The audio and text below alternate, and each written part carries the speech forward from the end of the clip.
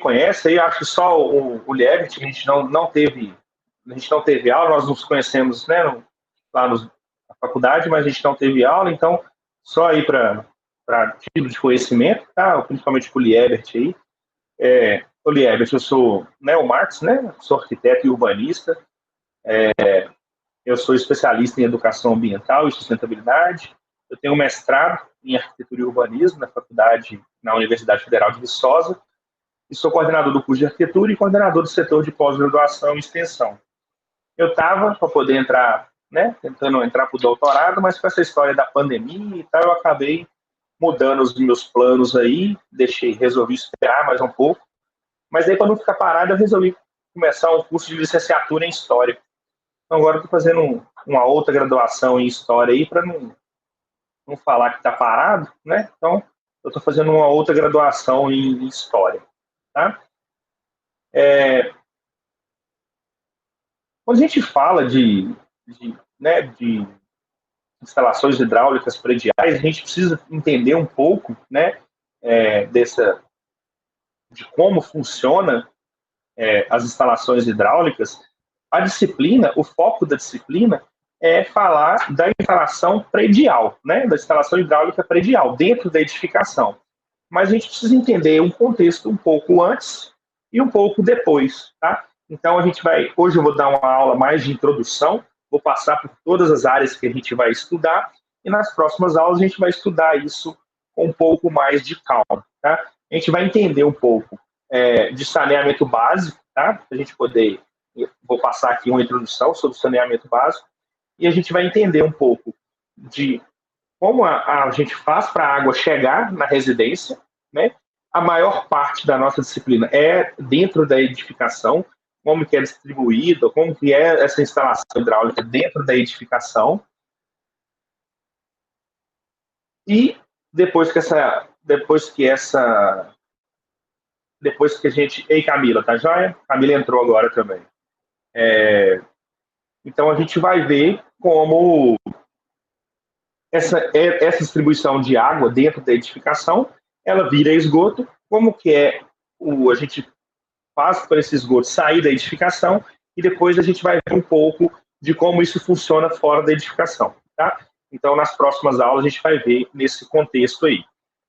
Quando a gente vê, né, quando a gente fala de saneamento básico no Brasil, e vê uma imagem dessa, vocês imaginam que essa imagem é onde? Qual região do país? Eu falaria que fica no Sudeste. Quem mais? Ninguém? E dá outro palpite? Ninguém acha que pode ser Norte e Nordeste, não? Pô, você sempre atrapalha a minha aula, hein? Brincadeira. Era para todo mundo falar Norte e Nordeste. Verdade, isso aqui é no Sudeste, é no Rio, né? Você sempre avacalha. O pessoal da engenharia deu certinho, todo mundo falou que era Norte e Nordeste, mas tudo bem. Mas aí você tá de sacanagem, aí, comparando a gente com o engenheiro, aí não, é? Perto um pouco.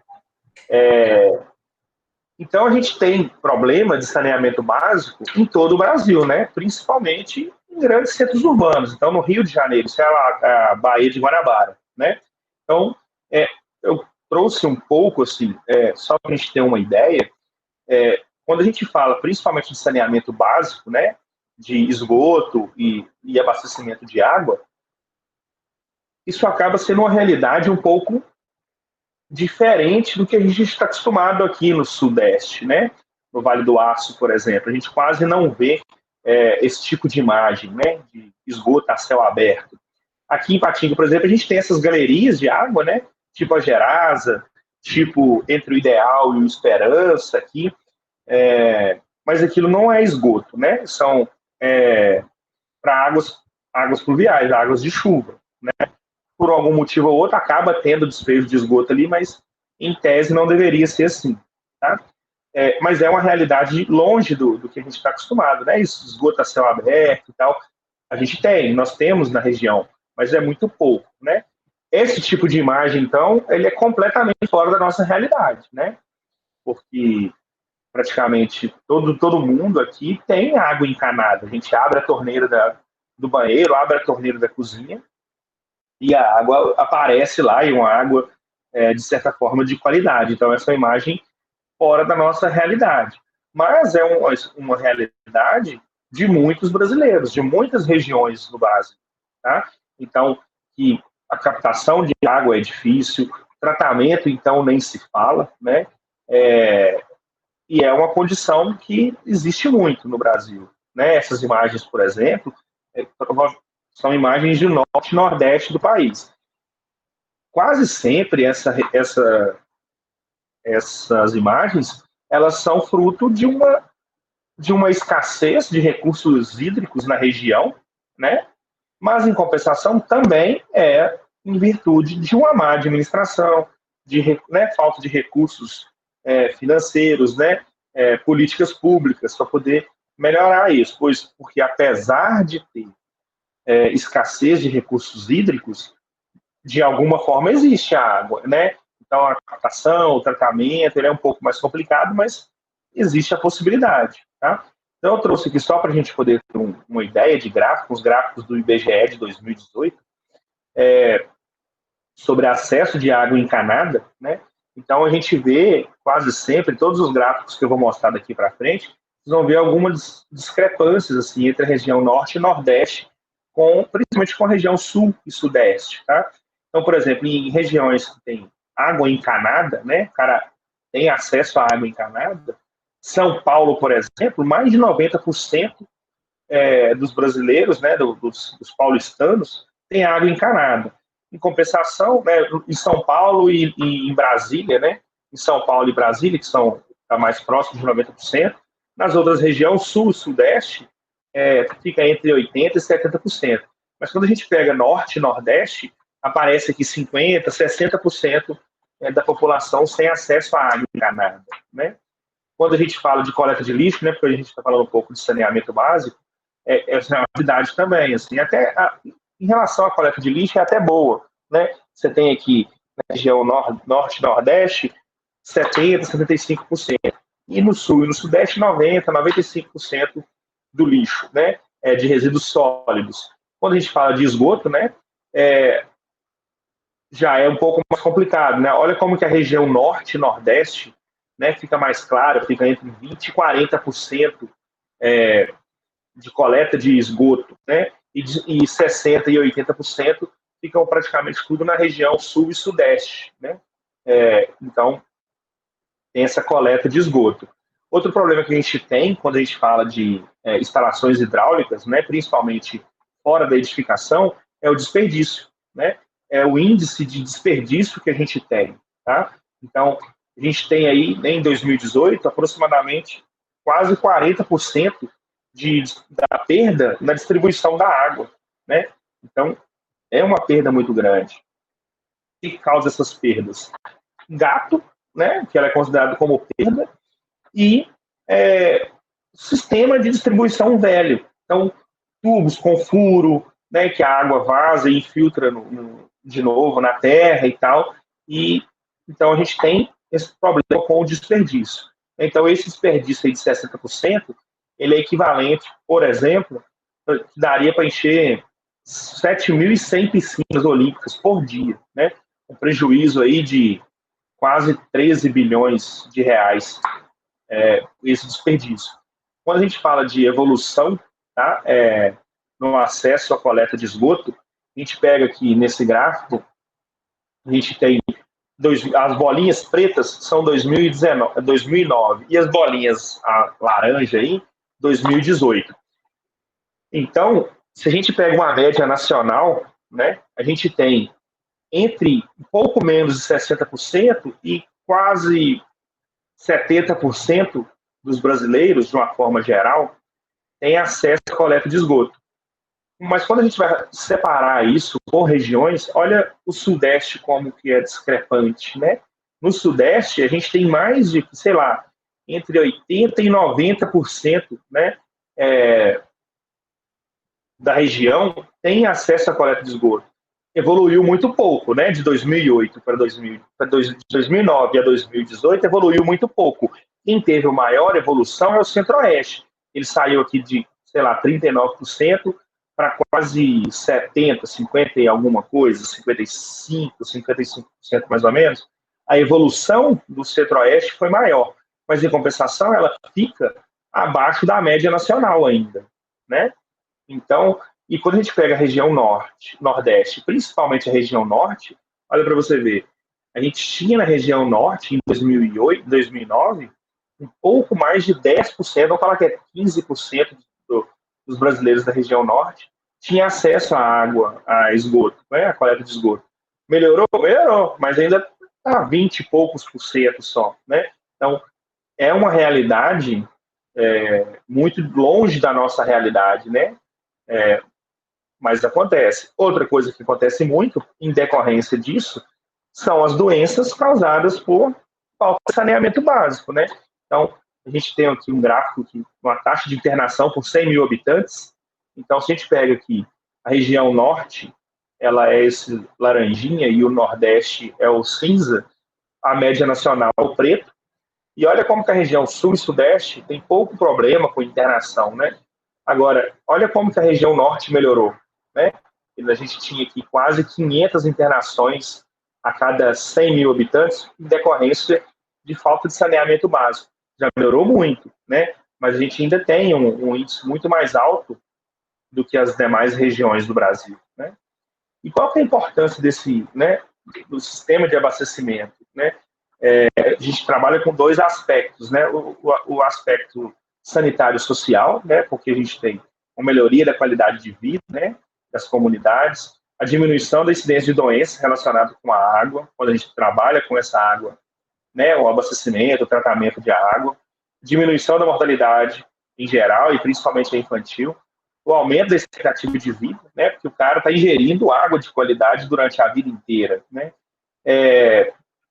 A implantação de hábitos de higiene na população. Então, o cara tem água, o cara vai tomar mais banho, o cara vai lavar mais as mãos, né? Se ele tem água em abundância. Se ele tem pouca água, o cara não tem água nem para cozinhar. Então, como que ele vai ficar tomando banho todos os dias, né? Facilidade na implantação na melhoria da limpeza pública, né? E do esgoto sanitário. Então, as ruas podem ser lavadas, a gente consegue lavar alguns ambientes públicos, né? E a melhoria das condições de segurança, conforto e bem-estar. Isso quando a gente está falando do aspecto social. No aspecto econômico, isso acaba sendo atrelado também, né? Então, a gente aumenta da vida produtiva do indivíduo economicamente ativo, né? Se a gente tem um aumento da expectativa de vida, esse cara vai trabalhar durante mais anos e vai produzir economicamente né, durante do maior tempo. Diminuição dos gastos particulares e públicos, com consultas e internações, né? Então, o cara passa menos mal, facilita para a instalação de indústria, onde a água é utilizada como matéria-prima ou meio de operação, né? Então, você consegue ter fábrica, indústria numa determinada região que tem água disponível e água em abundância, né? E dependendo dessa quantidade de água, isso pode virar um incentivo a indústrias turísticas, né? Então, você pode ter clube, lagoa, né? Tipo, a gente tem a Lagoa Silvana, essas coisas assim. E aí, quando a gente tem o tamanho da população, pessoal, se alguém quiser me interferir, perguntar alguma coisa, pode só me chamar, tá? Aí eu paro, vocês podem falar. Eu vou falando aqui desenfreadamente, aí se alguém quiser dar algum pitaco, é só pedir, só falar aí que eu paro, beleza? Quando a gente tem um aumento na população, o consumo de água per capita, né, o consumo de água por pessoa aumenta, tá? Porque a gente tem mais consumo, mais indústria, né? Então, isso tudo dividido pela população aumenta. Então, quando a gente fala aí de cidades menores, né, de cidades de até 5 mil habitantes, a gente tem um consumo de 100 a 150 litros de água por pessoa, por dia, tá? Em cidades maiores, acima de 100 mil habitantes, a gente tem um consumo de 250 a 300 litros de água por dia, por habitante, né? Então, assim, é muita água, é água pra caramba. O que interfere, né? Quais são os fatores de influência nesse aumento do consumo de água? O clima, né? Então, se é um clima mais quente, zonas mais secas, os hábitos e o nível de vida da população, grande número de banhos, lavagem de piso e rua, lavagem de automóveis, as atividades econômicas da cidade, principalmente. Então, é elevada demanda de comércio, indústria, atividade turística. Então, se a gente tem mais comércio, mais indústria, mais atividade turística, o consumo de água aumenta, dividido pela quantidade de pessoas da cidade, né? O consumo per capita, isso dá um consumo mais elevado. A gente vai ver superficialmente também sobre os mananciais, né? De como quais os locais que são retiradas essas águas, a qualidade de cada uma desses mananciais, né? Então, se é lago, lagoa, subterrâneo, e por aí vai, água de chuva, a gente vai ver um pouco disso. Né? A gente vai falar um pouco rapidinho sobre adutoras, né? Então, essas águas onde tem a condução da água, a gente está acostumado a ver esse tipo de coisa aqui na região, né? Quase sempre, quando a gente tem esse tipo de cratera, são causadas por água limpa, né? Água tratada. Dificilmente é por esgoto, porque a água limpa, ela é uma água que tem pressão, né? Então ela é bombeada. O esgoto não, o esgoto geralmente ele é por gravidade. Então quase sempre o que traz problema com o esgoto é entupimento, né? No caso de adutoras, não, tem a pressão da água, acontece o rompimento da tubulação, a água tem pressão e vai fazer essa bagunça aí. A gente vai ver, né, sobre como isso funciona, estações elevatórias, na hora da retirada da água, né? Então, como funciona o sistema de bombeamento, o sistema de distribuição, né? Então, os reservatórios, as redes de distribuição, como que é a composição disso, como que isso funciona. E aqui a gente tem basicamente um esqueminha, né, desse sistema de abastecimento de água. Então, no que a água é retirada lá nos mananciais, né, será lago, da lagoa e tudo mais. O sistema de tratamento, ela vem para um sistema de tratamento, e aí a gente está falando aqui de água limpa, né? Uma água que é tratada para consumo, ela vai para os reservatórios, né? E depois, né, as caixas d'água, tipo o morro da caixa d'água, e depois ela é distribuída até chegar na residência. Até aqui, a gente vai ver de forma muito superficial, só para vocês poderem entender como que funciona esse processo, tá? Quando chegar aqui nesse nível 11, a gente vai refinar mais, porque a gente vai falar da instalação hidráulica predial, que é o nosso foco na disciplina, tá? Então, a gente vai estudar muito mais isso aqui. A gente vai entender, então, como que essa água chega, né, da rua, né, e como que ela passa pelo registro, aí ela vai para a caixa d'água, da caixa d'água o reservatório elevado, do reservatório elevado, como que é as distribuições, para onde, né, vai para o banheiro, vai para a pia do banheiro, vai para a pia da cozinha, para onde a gente vai ver isso tudo, tá? Então, a gente vai ver cada peça dessa, como que funciona. Quando a gente vai ver também como isso funciona em edificações, né, de diversos andares, em prédio, por exemplo, né? Dependendo da situação, eu preciso ter um reservatório inferior, um sistema de bombeamento para poder bombear essa água até lá em cima. A gente vai bombear a água até lá em cima, né, para a caixa d'água. Dessa caixa d'água, como que funciona o processo de distribuição, né, para poder ir para cada edificação. Então, a gente vai ver isso tudo com calma, ok? A gente vai ver também sobre o fornecimento, e aí aqui a gente chama de entrada e fornecimento de água fria, tá? A gente chama de água fria. Essa água limpa, né? Uma água que chegou da rua, vai para a caixa d'água e é distribuída, a gente chama de água fria. Porque tem o sistema de água quente, né? Então a gente pode ter um aquecimento, um aquecedor elétrico, a gente vai ver como que isso funciona. A gente vai ver também como funciona o aquecimento através de placas solares, né? Então como que funciona o aquecimento, para onde vai, o boiler, como que isso funciona, como que funciona a água quente, o tipo de tubulação, a gente vai ver isso tudo. Depois que a água distribuiu, isso vira esgoto, beleza? Depois que virou esgoto, a gente também precisa entender. Então, a gente vai ver como que é esse processo, né, de tubulação de esgoto, né? Então, o esgoto que sai da pia do banheiro, o esgoto que sai do vaso sanitário, ele vai para onde, junta com o que lá no box do banheiro, né? A gente vai entender como que é esse desenho, né, da instalação de vaso sanitário, tá? Para poder a gente fazer essa distribuição. Né? Então, como que vai ser? Por que tem que ter? A gente tem coluna de ventilação, isso volta, a gente vai entender como que isso funciona, beleza? Então, toda essa distribuição de água aí. A Maíra entrou e a Maria Eduarda entrou, beleza? Boa noite para vocês aí. Depois eu vou disponibilizar a aula lá no YouTube, para vocês poderem ver a parte que já passou, ok? A gente vai entender, então, todo esse sistema de esgoto, né? A gente vai ver toda a distribuição e depois o esgoto, né? Então, a gente vai entender para que serve o coluna de ventilação, por que os dimensionamentos dos tubos, por que um tubo precisa ser mais, né, com a bitola maior do que o outro, os ramais de esgoto, os tubos de queda, né, dutos de ventilação, como que ele funciona e para que serve, né? Quando a gente tem, inclusive, mais de um pavimento, né? Hoje, quando a gente fala de distribuição, deixa eu voltar um pouco. Quando a gente fala de distribuição, em prédios mais antigos, a gente tem apenas um ramal de entrada, né? E um relógio aqui que faz todo o abastecimento da edificação.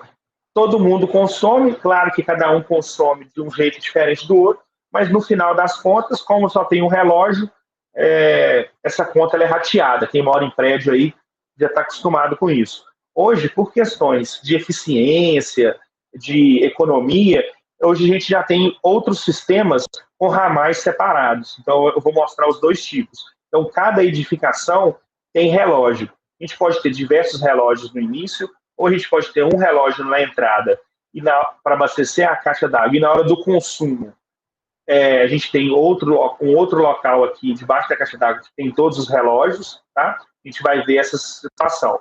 Mas no caso do esgoto, não tem problema, o esgoto pode misturar, né? O choquito seu aqui vai misturar com o choquito do coleguinha aqui embaixo. Então vai descer tudo num tubo de queda só. A gente tem um duto de ventilação, né? Por causa do mau cheiro. A gente vai entender os ralos sanfonados, os ralos sanfonados e tal. Então, para que serve? Então, daqui ele vem, o ramal de descarga vem por um ralinho, né? O ralo sifonado, tem o ralo seco. Qual a diferença do ralo seco para o ralo sifonado? Tem o sifão, né, da pia do banheiro, o vaso. Daqui ele vem para cá e cai no tubo de queda. E a gente tem o duto de ventilação, que é onde vai sair os gases produzidos aqui nesse sistema, para não voltar mau cheiro. Tá? Eu acho que eu não coloquei a foto do sifão. Vocês já perceberam? Isso acontece na pia da cozinha e na pia do banheiro. Tem um sifão, que é um tubozinho que faz uma volta, sabe? Depois a gente vai ver isso com mais calma. Para que serve isso? Tanto o sifão quanto o ralo sifonado. Vocês já perceberam que, de vez em quando, você olha no ralinho do banheiro, ele tem água lá dentro? Ele é projetado para ter água lá dentro. Para que isso? Tanto o sifão das pias, quanto o ralo sifonado, ele vai ter o mesmo efeito da água do vaso, né? Porque também ele funciona como um sifão. Alguém arrisca a me falar por que tem água no vaso? Ou para que tem o ralo ou o sifão na pia? Como se fosse uma reserva de água para a água que desceu não voltar, Max? Não gerar mau cheiro? Mais alguém? Pô, só a Vanessa que tá falando, hein? Acho que vou fazer chamada assim, pô, abre a câmera, deixa eu ver se você tá aí mesmo. Ninguém mais? Maíra, que chegou atrasada. Ninguém? Camila chegou atrasada também. Bom, eu concordo com a Vanessa, eu também acho que é por causa do mau cheiro. Exatamente, é exatamente por causa do mau cheiro. Ela começou a fazer a água ali, a reserva para outra. Ela é simplesmente por causa do mau cheiro.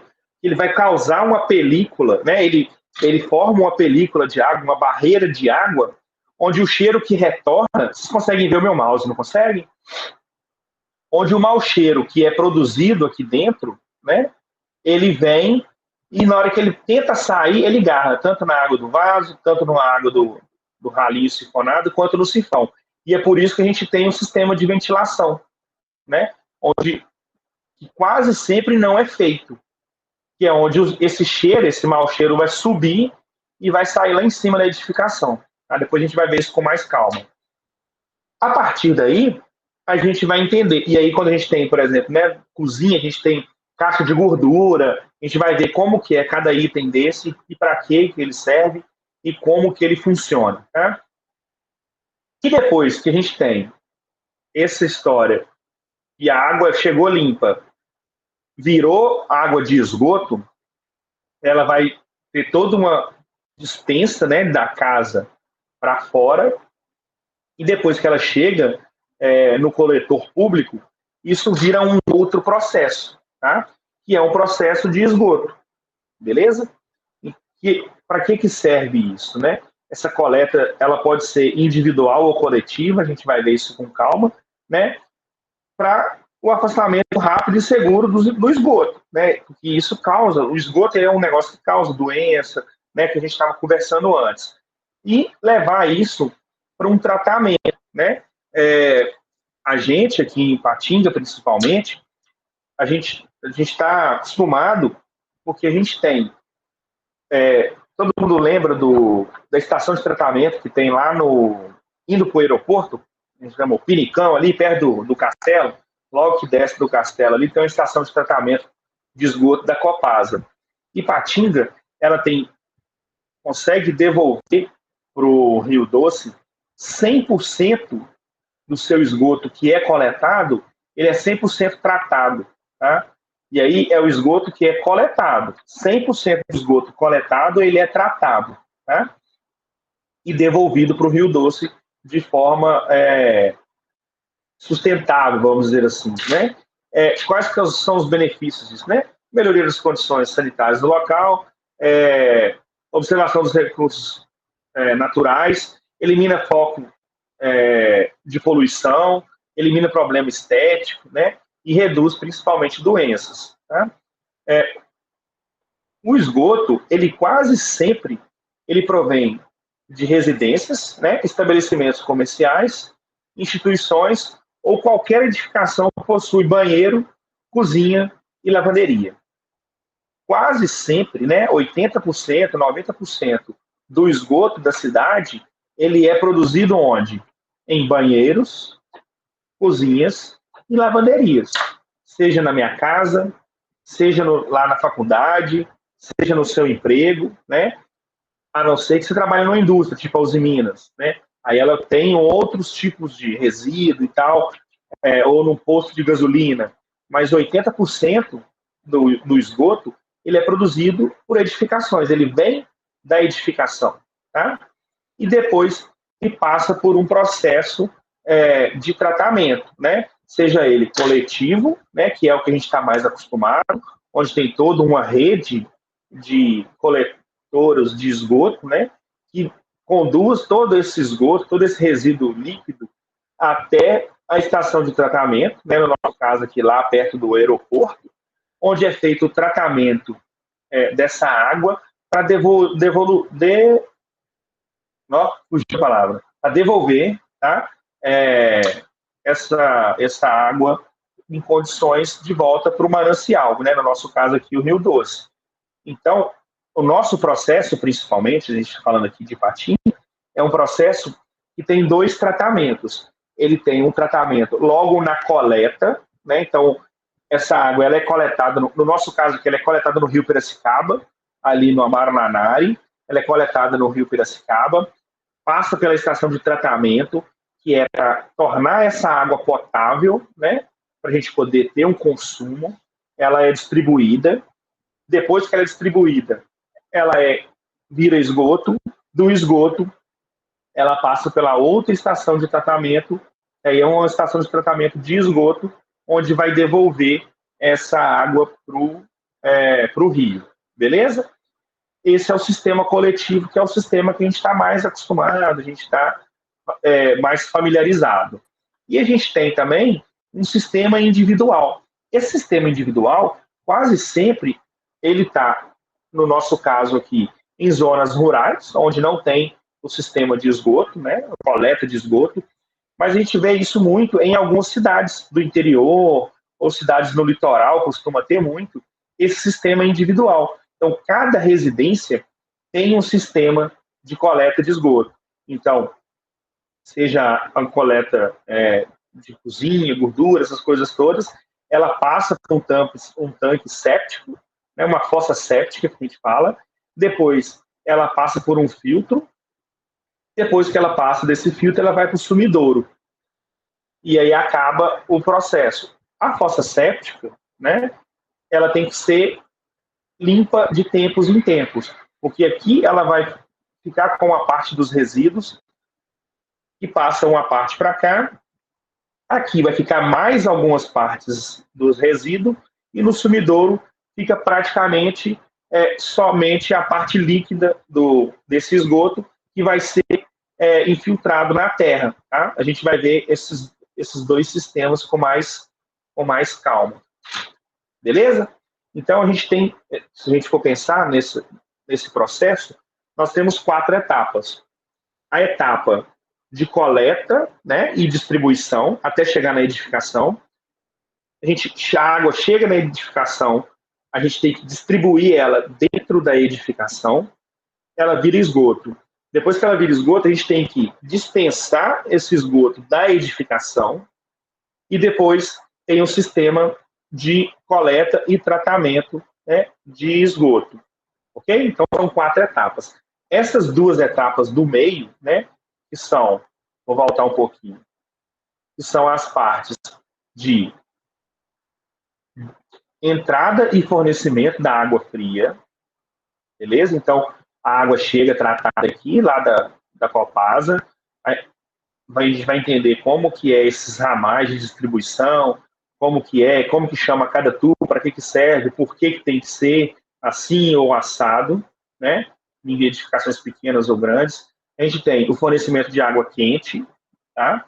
E a gente tem o esgoto sanitário, que é depois que a gente consumiu, virou esgoto, como que a gente faz toda essa distribuição de esgoto, tá? Até devolver ela aqui no coletor público, ok?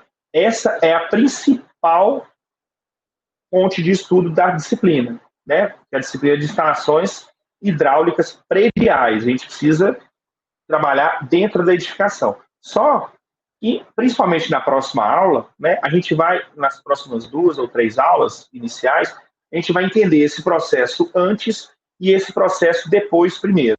Então, eu vou fracionar a disciplina dessa forma, tá? Eu vou dividir ela em duas partes.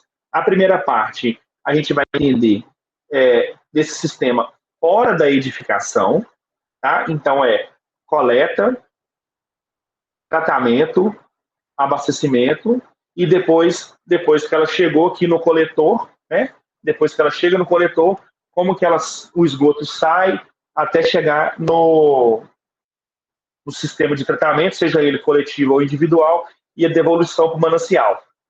Essa vai ser a primeira parte. A gente vai fazer essa parte muito mais rápida, sabe? Porque a gente é uma parte que, na verdade, ela está mais envolvida com saneamento ambiental, que vocês vão ver mais para frente, do que com a instalação hidráulica predial, né, dentro da edificação. Mas a gente vai estudar com mais afinco essa parte de projeto dentro da edificação, da hidráulica predial, beleza? E na segunda etapa, a gente vai fazer um projetinho hidráulico, beleza? Da edificação. Assim, como vai ser os ramais, o que vai ter, sem dimensionamento de tubulação. Por que a gente não faz dimensionamento de tubulação? Porque isso é mais uma atribuição de engenheiro do que do arquiteto, tá? De dimensionar. Qual que vai ser o diâmetro desse tubo? É um tubo de 100? É um tubo de 200? Quase sempre é o engenheiro que faz essa distribuição, porque ele faz todo um cálculo de carga, né, de pressão, de água, mas nós, como arquitetos, precisamos entender todo esse sistema e, principalmente, conseguir ler um projeto hidráulico, né? Então, na hora que a gente pega um projeto hidráulico, eu dei bobeira, acho que eu não coloquei uma imagem de um projeto hidráulico aqui. Quando tem um projeto hidráulico, a gente conseguir entender como que isso funciona, ok? Deixa eu abrir, acho que eu tenho, deixa eu finalizar, interromper aqui. Eu acho que eu tenho um projeto hidráulico aqui, vocês poderiam ver. Espera aí, rapidão.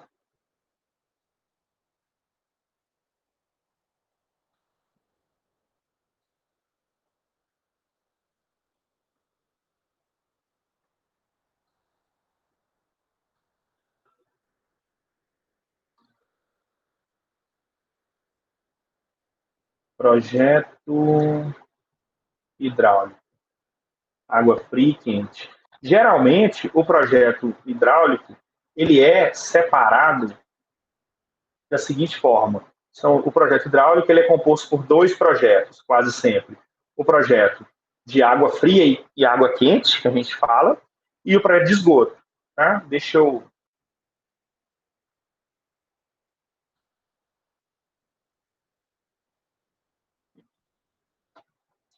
Espera que assim tá...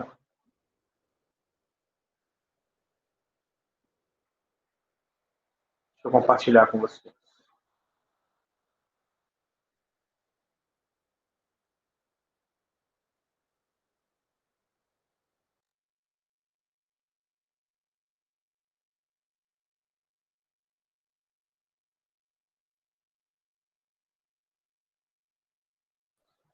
Voltei, vocês estão me vendo? Entendi nada. Sim. Entendi nada, o negócio fechou aqui.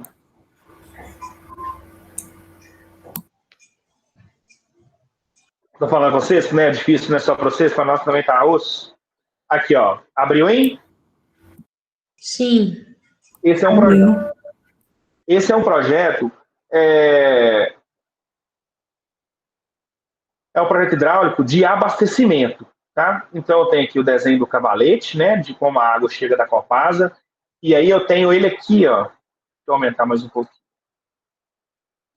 Eu tenho ele aqui, ó, na planta. Tá vendo? Ó? O hidrômetro está aqui. Então, cada coisa dessa aqui é uma simbologia. Então, TJ é uma torneira de jardim. Então, aqui tem uma torneira de jardim. Antes essa água é a água que vem da rua, tá vendo? Ela vem, faz uma curva aqui e sobe. Tá vendo aqui? Ela sobe num tubo de 20 e ela vem aqui atrás também, ó, tá vendo? E tem uma outra torneira de jardim aqui. Daqui ela sobe, tá vendo aqui, ó? Ela sobe, deixa eu diminuir aqui. Tá no desenho de cá. A gente vai ver isso tudo, tá? Esse AL1 aqui é a alimentação, que a água vai subir no AL1 e vai subir até na caixa d'água. Aqui, ó, AL1 é a caixa d'água. Beleza? Aí, do AL1, que está aqui, ó, na caixa d'água, ele vai começar a distribuir. Ele vai ser distribuído aqui, ó. Tá vendo, ó? Água quente, água fria, água quente, água fria, água fria. Daqui, ela vai ser distribuída para os outros ramais. Ela vai descer aqui no banheiro e vai fazer essa distribuição aqui, ó. Então, ó, a água quente 1 vem aqui, a água fria 2 vem aqui. Ela desce e tem toda essa distribuição dentro do banheiro, tá vendo? Olha? Então, cada linha dessa aqui é um tubo. A linha tracejada é tubo de água quente. A linha normal é tubo de água fria. Então, tá vendo aqui, ó? CH é chuveiro, chuveiro. Então, eu tenho lavatório, tá vendo? LV é lavatório, DH ducha higiênica, VS vaso sanitário. Então, eu tenho todo o projeto. Então, o cara pode chegar lá e quebrar a parede tranquilo, porque eu sei onde está passando cada tubo. Porque eu tenho, tá vendo aqui, ó, 90 centímetros de altura, 20 centímetros, 30. Eu tenho a especificação certinha das alturas. Beleza? A gente vai ver isso tudo com mais calma. Conseguiram entender essa confusão? Que vai ser a disciplina? Sim. Beleza? Tá tranquilo? Sim. Então, eu acho que é isso, assim. Por hoje, é só essa apresentação, tá? Do que vai ser a disciplina, como vai funcionar. Eu vou verificar lá para vocês essas coisas que vocês falaram lá da Vanessa, porque que se mais alguém